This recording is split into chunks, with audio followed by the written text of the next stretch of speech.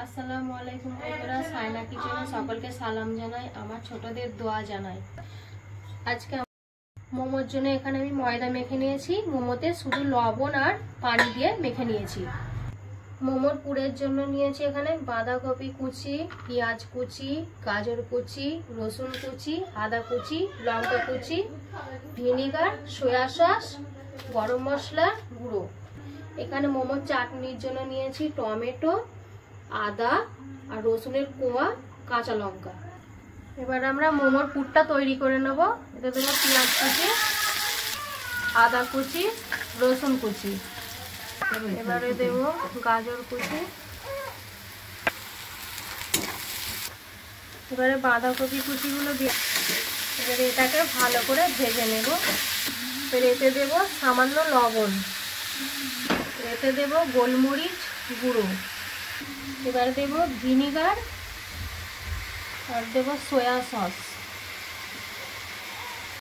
আমাদের মোমোর পুরটা রেডি হয়ে গেছে। এবার এতে ঢেলে দেব। ময়দাটাকে আমরা বড় করে বেলে নেব। আমরা এই গ্লাসটা নিয়ে এরকম করে কেটে নেব। এবার আমরা এরকম গোল করে নিয়ে এখানে পুর দিয়ে দিয়েছি। এবার এটাকে এরকম মুড়ে নিয়ে এরকম করে একটা ডিজাইন করে নেব।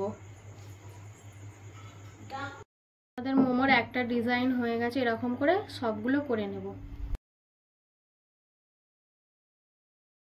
আর একটা শেপ করে নেব, আমি দুটোই শেপ বানাবো। আমাদের আর একটা শেপ তৈরি হয়ে গেল।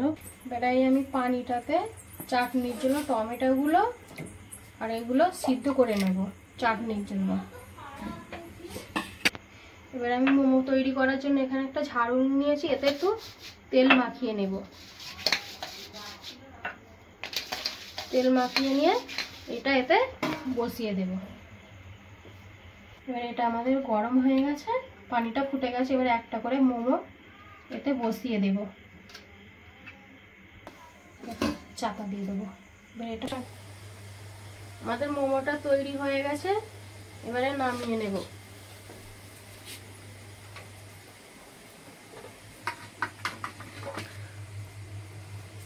আমাদের এই এটা চাটনির এগুলো সিদ্ধ করা হয়ে গেছে। এবারে এতে কুটে নেব। চাটনিটায় সামান্য গোলমরিচ গুঁড়ো, সামান্য চিনি দেব।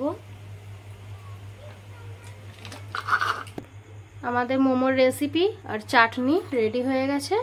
এবার আমাদের দুটো মেহমান আছে, তাদেরকে খেতে দেব। এবারে তোমরা খাওয়া স্টার্ট করো। খাও, কিরকম হয়েছে বলবে।